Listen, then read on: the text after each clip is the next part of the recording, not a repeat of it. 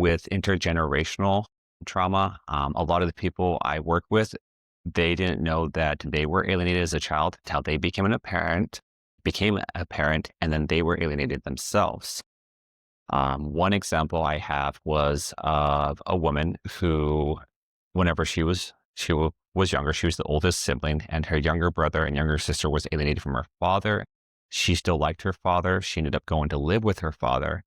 And so her two younger siblings say, "We want nothing to do with you. You're a horrible person." Then 30 years later, she tried to reconnect with her brother, and her brother says, "No, you're a horrible person. I never want to see you. You destroyed the family."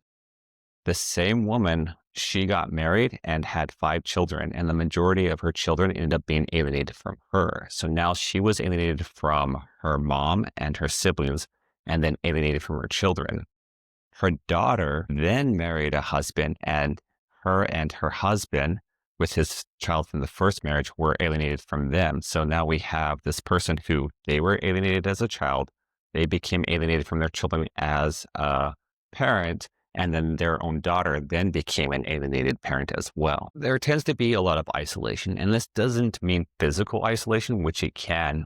It's the stunted emotional isolation. They're told that their viewpoint is right. The world is black and white. It's all or nothing. The other parent's all good or all bad. And they begin to be somewhat entitled. And that really shapes the way they see the world around them. We call that a corruption of reality. For example, you may ask a normal person, "Why don't you like being with your dad anymore?" And he says, "Well, because he hits me." But you ask an alienated child, "Why don't you want to be with dad anymore?" It's because maybe his floorboards creaking is too loud.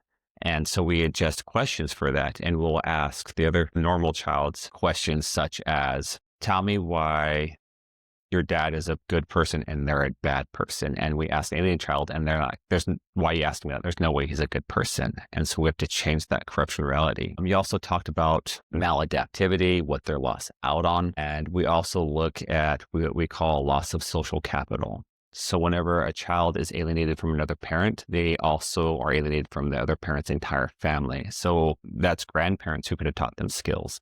That's an aunt and uncle that could have taken them to games, helped buy them clothing or resources, taught them how to dance or go on their first date, how to form friends. And so we see this huge loss of social capital.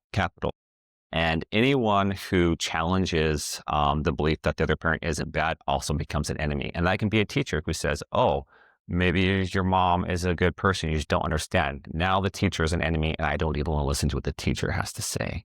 And so that's another loss that they have. Now it's affecting their education.